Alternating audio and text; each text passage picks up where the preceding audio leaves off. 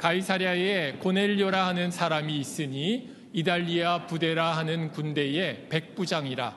그가 경건하여 온 집안과 더불어 하나님을 경외하며 백성을 많이 구제하고 하나님께 항상 기도하더니. 아멘. 믿음의 가정을 세우자라는 제목으로 여러분들과 함께 말씀을 나누겠습니다.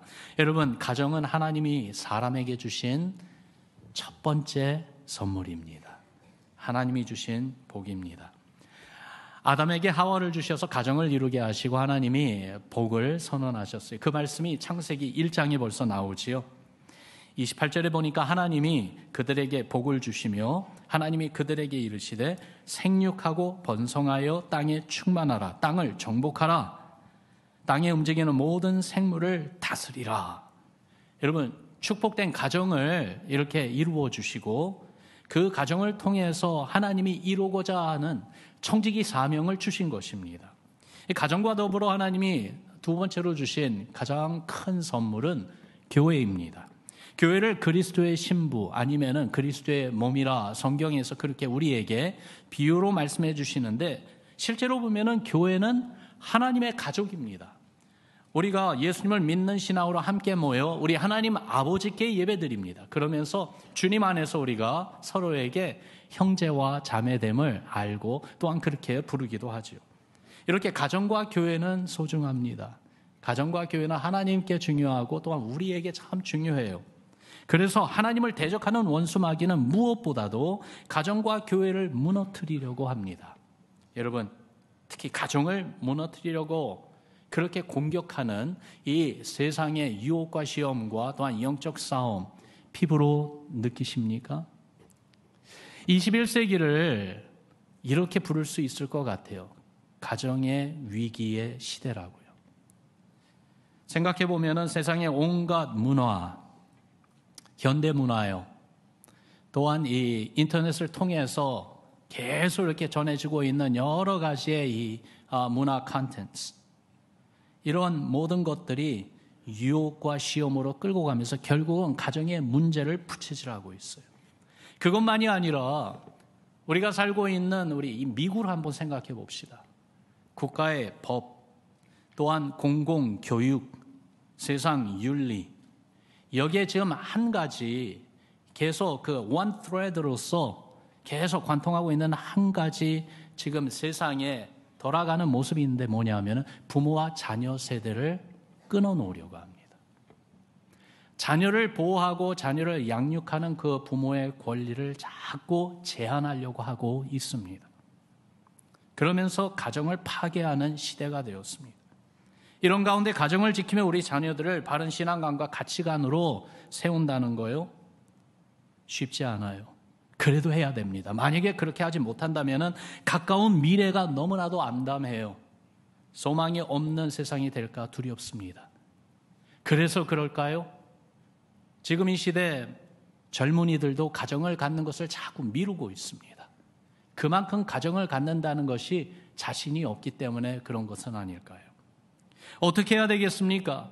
5월달 가정의 달을 맞아 우리 가운데 정말 믿음의 가정을 세워야 되겠습니다. 믿음의 가정, 오늘날 이 시대에 점점 더 사라져가는 그러한 모습이 아니라 오히려 세상은 더욱더 영적으로 어두워져 갈수록에 믿음의 가정이 더욱더 일어나는 놀라운 하나님의 일하시는 모습을 보여야 되겠습니다.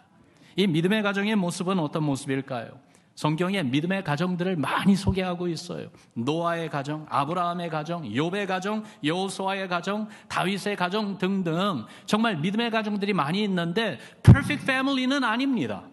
성경에서 소개하고 있는 믿음의 가정들을 보면은 허물도 있고 실수도 있고 때로는 문제도 생기고요. 그렇지만은 계속해서 공통점으로 그 가정들의 모습 가운데 나타나는 것은 하나님의 긍휼과 자비로 다시 한번 믿음 가운데 일어서고 다시 한번 소망을 가지고 세상을 이기면서 나아가는 모습을 보여줍니다. 우리에게 이렇게 좋은 본을 보여주는 믿음의 가정들이 성경에 많이 소개되고 있는데, 이러한 이스라엘 백성의 믿음의 가정들이 아니라 이방인의 가정으로 믿음을 보여준 한 가정을 우리가 오늘 보기를 원합니다. 더욱더 놀라워요. 하나님이 선택하신 그래서 하나님을 알고 경외하는 그러한 민족 가운데서는 믿음의 가정이 아니라 하나님을 모르고 우상을 섬기는 이방인의 세계에서 살아가는 한 가정이 정말 믿음의 본을 보여주는 모습을 보여주고 있는데 바로 고넬료의 가정입니다. 바로 그 고넬료의 가정을 우리에게 소개해 주는 말씀이 오늘 본문인데요. 우리 본문 말씀을 다시 한번 함께 읽습니다. 시작. 가이사랴에 고넬료라는 사람이 있으니 이달리아 부데라 하는 군대의 백부장이라. 그가 경건하여 온 지방과 더불어 하나님을 경외하며 백성을 많이 구제하고 하나님께 항상 기도하더니. 여러분, 이 말씀은 복음이 이방인들에게 전해지는 것이 하나님의 뜻임을 알게 해주는 사건을 기록하고 있는 사도행전 10장 처음 시작입니다. 잠시 이 배경을 말씀드리면요, 예수님은 제자들에게 성령이 오실 것을 기다리라고 하셨어요. 성령이 임하시면은 제자들이 권능을 받고 예루살렘과 온 유대와 사마리아와 땅 끝까지 이르러 그리스도의 증인이 될 것이라고 말씀해 주셨어요. 말씀대로 오순절날 성령이 제자들에게 임했습니다. 그들이 성령 충만했을 때에 예수 부활의 복음을 전하기 시작하며 그 복음으로 인해서 예루살렘과 온 유대와 사마리아까지 정말 회개하며 예수님을 믿는 구원의 사건들이 막 일어나기 시작합니다.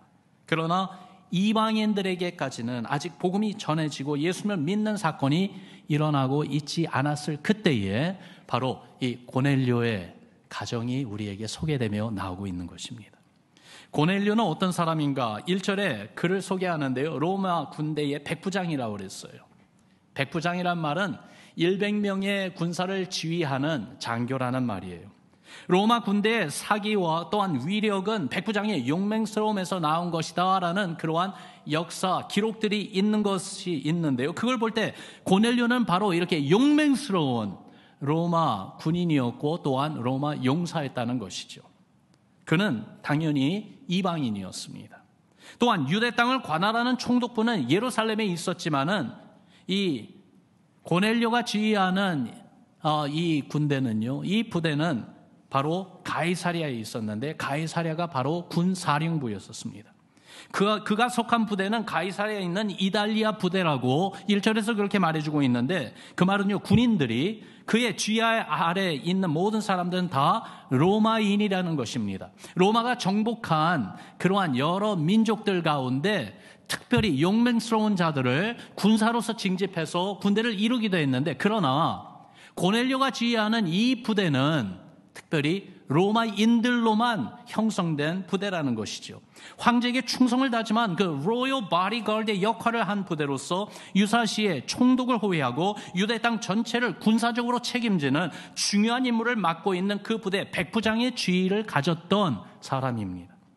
그렇기 때문에 점령군으로서 위세가 당당하고요, 얼마든지 장악하는 그 지역의 거민들을 마음대로 억누를 수 있는 그러한 사람이었는데, 그리고 그것이 보편적으로 이렇게 점령군들의 행하는 모습이었는데, 고넬료에게는 그와는 전혀 다른 특별한 면이 있었어요. 2절에 보니까 그 고넬료를 소개할 때 맨 처음 언급하는 말이 그는 경건한 사람이다, 그렇게 기록하고 있습니다. 그러면서 자기 집을 신앙으로 세우는 사람이라고 소개하고 있지요. 자기의 민족과 그리고 또한 자기의 풍속 따라서 우상을 섬기는 그러한 종교인이 아니라 자기의 나라가 점령한 이 유대인들, 그들이 섬기는 하나님을 섬기는 사람이라는 말이에요. 이런 고넬료와 그의 가정을 통해서 우리에게 격려해주는 믿음의 가정이 갖는 세 가지 모습을 찾아보는데, 그 세 가지 모습이 2절에 다 나와 있습니다. 첫 번째 모습은요, 여러분 따라합시다. 예배하는 가정. 2절 말씀해 보니까 그가 경건하여 온 지방과 더불어 하나님을 경외했다라고 기록하고 있어요. 온 집안이 하나님을 경외했다고 하는데, 하나님을 경외하는 모습이 가장 확실하게 나타나는 모습은 어떤 모습일까요? 예배일 것입니다. 예배는 하나님을 받들어 섬기는 것입니다. 하나님을 하나님으로 인정하며 하나님께 사랑과 신뢰를 고백하며 하나님의 뜻에 순종하는 것이 바로 예배잖아요. 이런 신앙의 모습이 이방인이었던 고넬료에게 그리고 그의 가정에 있었다는 것이죠. 고넬료가 자기 집안이 하나님을 예배하는 가정 되기를 힘썼던 것을 이 10장에 있는 그 사건을 읽어 내려가 볼 때에 여기저기에서 엿볼 수가 있습니다. 한 예로서 그가 하나님의 지시에 순종해서 베드로를 찾아 자기 집에 데리고 오려고 사람을 보내는데요. 7절과 8절을 보세요. 누구를 보내는지 여기에 이렇게 말하고 있습니다. 마침 말하던 천사가 떠남에 고넬료가 집안 하인들과 부하 가운데 경건한 사람 하나를 불러 이 일을 다 이루고 요바로 보내니라. 하나님이 명하신 사람 베드로라는 그 사람을 찾아서 데리고 와라 하면서 사람을 보내는데 집안의 하인 2명과 더불어서 자기 부하들 가운데 100명의 이 로마 군인들 가운데 특별히 한 사람을 택한데 누구를 택하냐 하면은 여기에 뭐라고 하고 있습니까? 경건한 사람을 택했다고 그랬어요. 고넬료가 경건한 사람으로 하나님을 섬기듯이 부하들 가운데도 하나님을 섬기는 사람이 있었다는 거죠. 또한 24절과 25절을 보세요. 이튿날 베드로가 가이사랴에 들어가니 고넬료가 그의 친척과 가까운 친구들을 모아 기다리더니 마침 베드로가 들어올 때에 고넬료가 맞아 발 앞에 엎드려 절하니. 하나님의 사람 베드로가 오기를 기다리면서 고넬료가 그냥 혼자 기다리지 않았어요. 보니까 집안 사람들 다 모으는 것만이 아니라 가까운 친구들, 친척들도 다 불러 모읍니다. 자기의 영향력권 안에 있는 사람들을 다 초청한 것입니다. 그렇게 많은 사람들에게 하나님의 말씀을 듣도록 기회를 제공해주고 더불어 이 고넬료의 모습을 보세요. 점령군으로서 당연히 베드로가 들어올 때에 당당히 설 수 있는데 그러나 그렇게 하지 아니하고 어떻게 합니까? 베드로를 맞아들일 때 발 앞에 엎드려 절하는 모습으로 맞아들입니다. 그러며 베드로에게 그가 무슨 말을 하는지 보세요. 33절에 보니까 내가 곧 당신에게 사람을 보내었는데 오셨으니 잘하였나이다. 이제 우리는 주께서 당신에게 명하신 모든 것을 듣고자 하여 다 하나님 앞에 있나이다. 하나님의 말씀을 듣고 싶어서 우리가 다 당신 앞에 있습니다. 그렇게 말을 안 해요. 뭐라고 말합니까? 하나님이 당신에게 주신 그 말씀을 듣고자 우리가 다 누구 앞에 있다고요? 하나님 앞에 있다고 말하고 있습니다. 무슨 말이냐면 이렇게 하나님을 찾고 하나님을 예배하는 가정을 세워가기를 힘쓰는 고넬료였고 그로 인해서 그의 집안은요 정말 하나님을 예배하는 가정으로 세워져 있었다는 것이죠. 구약 시대에 믿음의 가정을 세운 여호수아의 선언이 생각이 납니다. 여호수아가 살던 그 시대 자기의 동족들이 하나님을 버리고 자꾸 우상 숭배하며 타협적인 신앙으로 변질되어 가고 있었을 때에 여호수아는 모든 사람들이 듣도록 분명하게 선언했습니다. 우리가 잘 아는 말씀인데 여러분 여호수아서 24장에 있는 말씀 우리 같이 읽어봅시다. 시작. 너희가 섬길 자를 오늘 택하라. 오늘 나와 내 집은 여호와를 섬기겠노라 하니. 여러분 이런 결단과 선언이 필요합니다. 우리에게도 필요합니다. 주님을 예배하는 가정을 세우겠다는 이 결심과 실천 말입니다. 왜냐하면 거기에 주의 구원이 있기 때문에 그렇습니다. 주 예수를 믿으라. 그리하면 너와 내 집이 구원을 받으리라 라고 하셨어요. 이스라엘 백성이 애굽에서 노예로 있을 때에 하나님은 모세를 보내서 그들을 구출해내셨지요. 10가지 재앙을 그 땅에 내리면서 바로의 그 손을 꺾으시고 당신의 백성을 출애굽하게 하셔서 이끌어내셨습니다. 그 10가지 재앙 중에 가장 치명적인 가장 두려운 재앙은 마지막 10번째 재앙이었어요. 죽음의 재앙이었어요. 죽음의 영을 보내셔가지고 빈부나 높고 낮음을 구별하지 않고 모든 가정들마다 들어가서 첫 태생한 생명을 빼앗아가는 하나님의 무서운 심판이 임했는데 이스라엘 백성들은요 이 죽음의 재앙에서 주님이 보호해 주셨어요. 하나님의 말씀대로 어린 양의 피를 문설주에 바름으로써 문설주에 어린 양의 피가 있는 곳마다 이 죽음의 영이 그 집안으로 들어가지 아니하고 오히려 pass over 그냥 지나갔기 때문입니다. 이와 같이 죄와 죽음의 권세가 우리 가정을 무너뜨리고 파괴하려고 하지만은 하나님의 어린 양이신 예수 그리스도의 피로 구원받은 가정은 여러분 하나님이 보호하십니다. 하나님이 지켜주십니다. 그러므로 예배하는 가정, 예수의 보혈을 의지하여 찬양하고 경배하는 가정은 주께서 구원해 주십니다. 보호하시고 인도해 주시는 줄을 믿습니다. 여러분, 예배하는 가정을 세워갑시다. 아멘. 교회에서뿐만이 아니라 여러분, 우리 가정에서도 가정 예배를 통해서 하나님을 경외하는 신앙으로 우리 가정을 지킵시다. 내 신앙이, 그리고 우리 가족의 신앙이 잠시 흐트러지고 믿음이 약해졌다 할지라도 예배를 통해서 다시 한번 우리 마음을 주께 향하고 신앙을 고백하며 믿음을 세워가는 그 은혜가 우리 가정에 꼭 있기를 주님의 이름으로 축원합니다. 믿음의 가정 어떻게 세운다고요? 예배로 세웁니다. 그러면서 믿음의 가정을 세우는 모습, 두 번째 모습은 따라합시다. 구제하는 가정. 구제하는 가정이. 2절 말씀해 보니까 그가 경건하여 온 지방과 더불어 하나님을 경외하며 백성을 많이 구제하고 그랬어요. 여러분, 우리 신앙이 주님 앞에 바로 설 때에 주의 선하심과 긍휼을 다른 이들에게 베풀기 시작하는 그 모습이 자연스럽게 나타나게 되어 있어요. 예수님 안에 있는 구원의 은혜를 받게 되면은 여러분, 그 다음은 선한 일에 관심을 갖게 되고 그 일에 참여하게 되어 있어요. 에베소서 2장 10절에 바로 그 내용을 말씀해 주고 있습니다. 우리는 그가 만드신 바라 그리스도 예수 안에서 선한 일을 위하여 지으심을 받은 자니 이 일은 하나님이 전에 예비하사 우리로 그 가운데서 행하게 하려 하심이니라 그랬어요. 여러분, 이 말씀을 다시 한번 보세요. 주께서 우리를 구원하셔서 당신의 자녀 삼으신 것은 영원토록 천국에서 주님과 함께 있게 하시기 위한 그 목적도 있지만은 또 하나 하나님이 가지신 선한 뜻이 있는데 주께서 미리 예비하신 하나님이 행하시고자 하시는 그 선한 일을 우리를 통해서 이루시기 위해서 우리를 구원하셨다는 것이죠. 여러분, 고넬료와 그의 집이 하나님을 경외하며 백성을 많이 구제했다는 것, 이것은 정말 생각해 보면은 너무나도 당연하지만은 또한 놀라운 일이에요. 구원의 은혜, 그래서 하나님의 사랑을 느끼고 체험했기 때문에 거기에 대한 반응으로 백성을 구제하는 마음과 손길이 열렸다는 것은 당연하지만은 앞서 말씀드렸듯이 그는 정복 군인이에요. 이방인이에요. 권력이 있습니다. 힘없는 사람들에게 갑질하는 것이 자연스러웠던 그러한 시대입니다. 그런데 고넬료와 그의 집안은 그렇지 않았다는 거예요. 힘없고 연약한 백성들을 향한 긍휼의 마음이 있었어요. 그래서 섬김의 손길이 있었어요. 많이 구제했어요. 무슨 말이에요?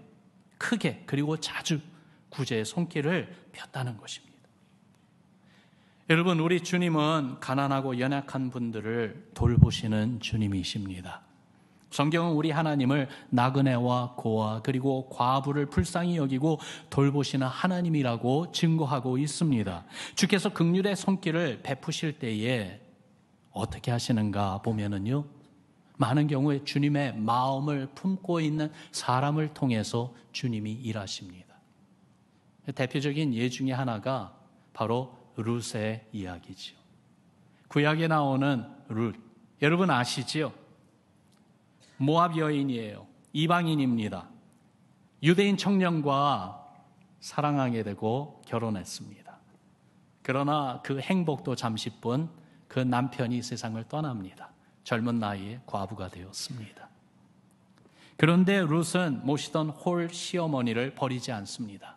같이 살았습니다.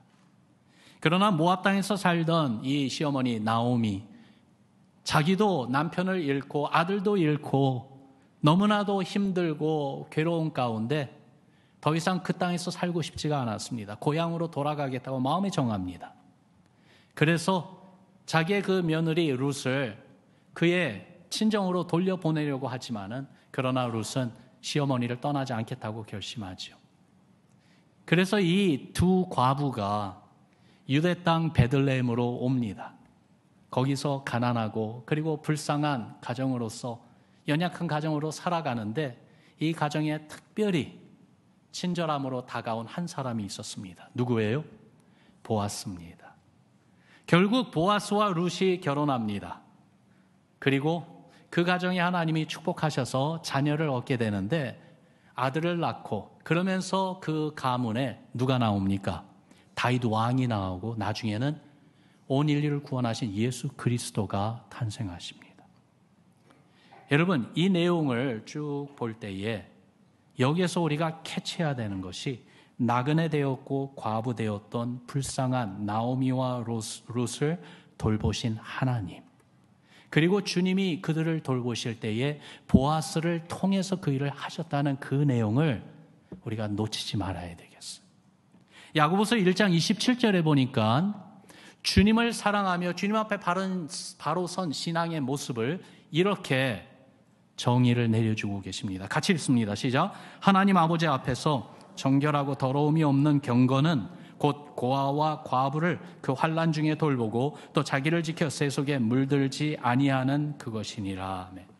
구제하고 도와주고 섬기는 일, 약하고 도움이 꼭 필요한 분들에게 말입니다. 그것은 하나님의 마음에 합한 일이에요. 그것이 신앙이라고 말씀하고 있어요. 내가 가진 힘을 가지고 나만을 위해 쓰는 것이 아니라 약한 자들을 위해 섬기는 데 사용하는 것이 믿음이라고 말씀해주고 있는 것이죠. 이렇게 구제하고 섬기는 일을 격려하는 그 모티베이션이 무엇이겠습니까? 머리로는 알지만은 왜 마음이 움직여지지 않고 행동으로 나타나지 않습니까? 왜 이러한 기회들이 우리 앞에 넌저히 많이 있는데도 왜 관심이 없습니까? 정말로 우리가 아는 이 지식이 마음으로까지 내려와서 우리의 삶을 움직이게 만드는 이 모티베이션이 어디에 있겠습니까? 무엇이겠습니까? 사랑입니다. 하나님을 사랑하면 하나님이 사랑하시는 영혼들을 사랑할 수밖에 없습니다. 여러분, 이렇게 주의 사랑이 우리 가정에 가득해서 그 사랑을 베풀고 전해주는 섬김의 손길이 우리 가정에 꼭 있기를 바라요. 그러면 우리 자녀들에게 사랑의 섬김을 보여줍시다. 우리 자녀들도 배우면서 그렇게 주의 선한 일에 참여하며 주님의 그 도움과 위로와 또한 사랑과 능력의 손길이 되는 우리 자녀들이 되기를 소망합시다. 우리 교회 안에 함께 힘을 모아 구제하는 사역이 여러분 여럿이 있어요. 아마 많은 분들이 이미 알고 계시는 사역들인데 또 참여하시는 우리 성도님들도 많이 계실 줄로 압니다. 그래도 우리 가운데 이런 사역이 있었구나 몰랐던 분들을 위해서 잠시 소개합니다. 노숙자 사역이 매 주일 아침마다 있습니다. 작은 정성이지만은 따뜻한 아침을 준비하며 전해주고 이 노숙자들이 모여있는 그곳에 가서 그분들도 주님께 예배 드릴 수 있도록 함께 예배를 인도하며 그렇게 그들을 위로하고 격려하고 축복해주는 귀한 사역이에요. 매주 토요일 아침마다 만나 사역이 있습니다. 투병하며 어려운 시간을 지나가고 있는 가족들을 위해서 음식을 만들고 직접 배달해 주면서 주의 사랑을 전하고 있습니다. 그 외에도 구제 사역이 있습니다. 어려운 성도들, 심지어 우리 예수님을 모르는 이웃들에게까지도 우리가 도우려고 힘쓰고 있습니다. 모든 문제를 단번에 해결하지는 못해도 기도와 또한 사랑의 손길 헌금으로 위로와 격려를 전해주는 정말 귀한 미니스트리입니다. 이 구제 사역 여기에 참여하고 또한 그렇게 도움의 손길을 전해주기를 원하면은 우리 목자님들에게 말씀하세요. 또한 공동체 목사님들에게 말씀하시면은 그 길을 보여주실 거예요. 그 외에도 난민 사역이 있고요. 일일 몽족 선교 사역도 있습니다. 가난하고 도움이 필요한 이웃들에게 다가가서 도와주는 사역입니다. 더불어서 올해는요, Love Milpitas 프로젝트를 지금 계속 진행형으로 준비하고 있습니다. 하반기에 우리가 The Volunteer Day 한 날을 정해가지고요. 정말 온 교회가 함께 참여하면서 이 지역사회에 도움이 필요한 분들, 도움이 필요한 그 기관들에게 섬김의 손길로 사랑의 마음으로 다가가는 그 일을 할 것입니다. 이것들을 통해서 섬기는 현장에 여러분, 우리 교회 식구들은 다 참여했으면 좋겠어요. 그리스도의 사랑으로 구제하는 가정이 되기를 꿈꿉시다. 그러면서 참여합시다. 믿음의 가정, 결국은 나만을 위해서 그렇게 살아가는 이기적인 모습이 아니라 하나님의 사랑이 흘러가는, 주님의 은혜가 흐르는 그러한 아름다운 모습이 있어요. 그러면서 세 번째, 믿음으로 세우는 가정은 따라합시다. 기도하는 가정. 예, 기도하는 가정입니다. 2절 말씀 맨 마지막 부분에 보니까 그가 그와 가정과 온 집안과 더불어 하나님께 항상 기도하더니라고 기록하고 있습니다.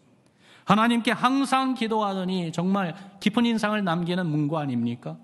항상 기도하는 분. 여러분, 항상 기도하는 분 생각하면 누가 먼저 생각나세요? 특별히 성경에 보면은 기도하는 하나님의 종들이 많이 나와 있는데 그 중에 특별히 기도하면은 누가 먼저 생각납니까? 저는요, 기도하면은 예수님이 먼저 생각나요. 왜냐하면 예수님은 늘 기도하는 분이셨어요. 예수님은 매일매일 해가 떠오르기 전에, 하루를 시작하기 전에 늘 한적한 그러한 장소를 찾아서 아버지께 기도하러 나가시는 모습으로 사셨어요. 예수님은 기도하시며 유혹과 시험을 이겨내셨어요. 예수님은 기도하시며 힘도 얻으시고 늘 기도하는 그 기도를 통해서 하나님 아버지와 한 마음이 되어 사셨어요. 그런 주님이 성전에 오셨을 때 성전 뜰을, 제사에 바칠 짐승들을 사고 파는 장터로 바꿔놓은 것을 보시고 그 상인들을 다 쫓아내시며 하신 말씀이 있습니다. 내 집은 기도하는 집이라 라고 말씀하셨어요. 무슨 말씀이냐면 성전은 정말 하나님을 만나러 오는 사람들이 오는 곳인데 어떻게 하나님을 만난다고요? 기도하며 하나님을 만난다는 거예요. 여러분, 기도가 신앙에 중요하다는 것은 우리 모두가 다 압니다. 그런데 정말 우리 가정에 이런 기도가 있습니까? 우리 가족들과 함께하는 기도가 있습니까? 기도에 대해서 한 가지만 더 말씀드리죠. 기도를 두 종류로 나눌 수 있다고 생각합니다. 두 부류로 나누는데 한쪽은 구하는 기도이고요. 또 한쪽은 교제하는 기도입니다. 구하는 기도는 그 말 그대로 우리의 필요를 구하는 것이에요. 병이 낫도록, 문제가 해결되도록, 모자라고 부족한 부분이 채워지도록, 바른 결정을 내릴 수 있도록 주의 인도하심을 구하는 기도, 구하는 기도지요. 믿음으로 살아가며 구해야 하는 기도들이 있습니다. 나 자신만을 위한 것이 아니라 또한 이웃들을 위해서, 성도들을 위해서 우리가 중보기도할 때 이렇게 구하는 기도합니다. 해야 합니다. 필요합니다. 그런데 구하는 기도와 더불어 또한 교제하는 기도가 있어요. 교제하는 기도는 그 목적이 다릅니다. 그저 주님과 더욱 가까워지고 싶어서 하는 기도입니다. 주의 말씀을 가지고 기도하고요. 주님을 더 알고 싶어서 기도하는 기도 말이에요. 하나님을 찬양하고 주의 행하신 일들을 고백하고 감사하며 하는 기도 말입니다. 심지어 죄를 회개하며 주님의 그 긍휼과 사랑으로 다시 나를 받아주시고 안아달라고, 그렇게 주님께 더욱더 가까이 가고 싶어서 주님이 나에게 더욱더 가까이 다가오심을 느끼고 경험하고 싶어서 하는 그 기도 말입니다. 더욱 깊은 교제를 사모하며 기도하는 이 기도, 교제하는 기도예요.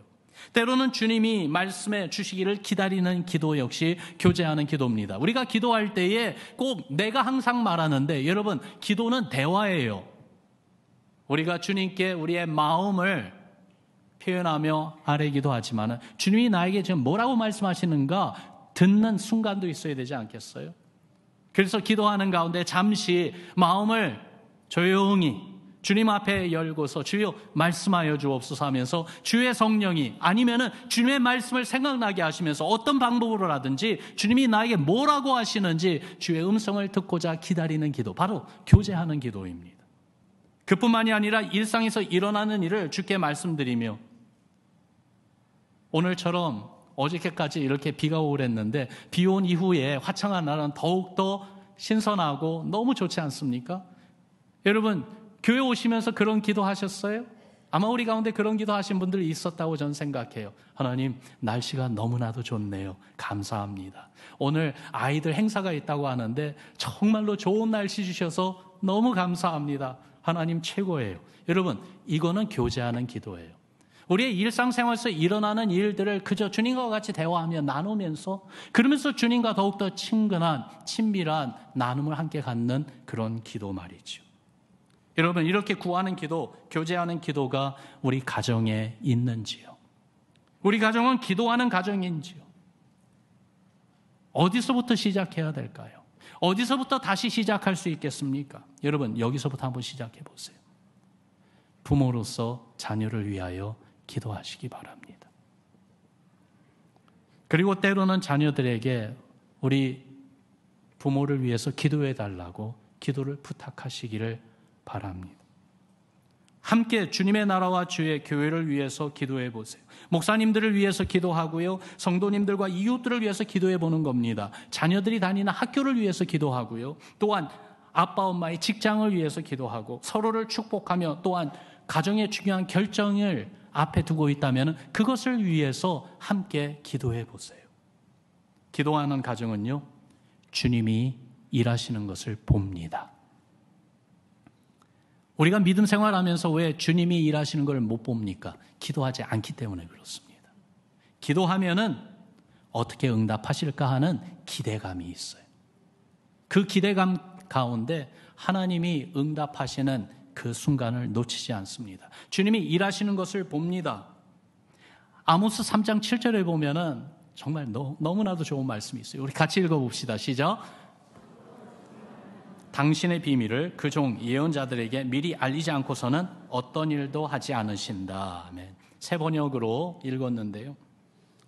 여기 보니까 하나님이 계획하신 일, 하나님이 하시면 되는데 주께서 이 말씀해 보니까요, 주님의 그 예언자들, 주님의 선지자들, 다시 말해서 주님의 종들에게 내가 이 일을 지금 하려고 한다, 그렇게 먼저 말씀해 주시고 나서 하신대요.